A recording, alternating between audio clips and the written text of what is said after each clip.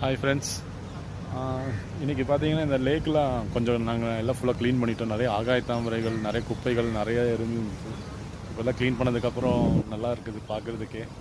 இப்போ நீங்கள் பார்க்குறீங்க.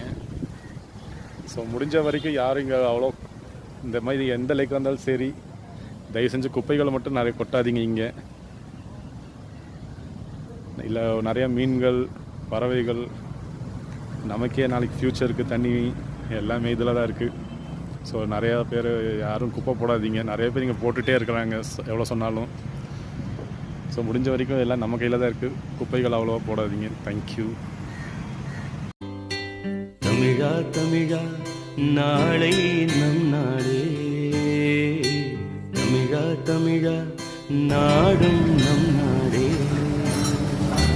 தமிழா தமிழா நாளை நம் நாடே,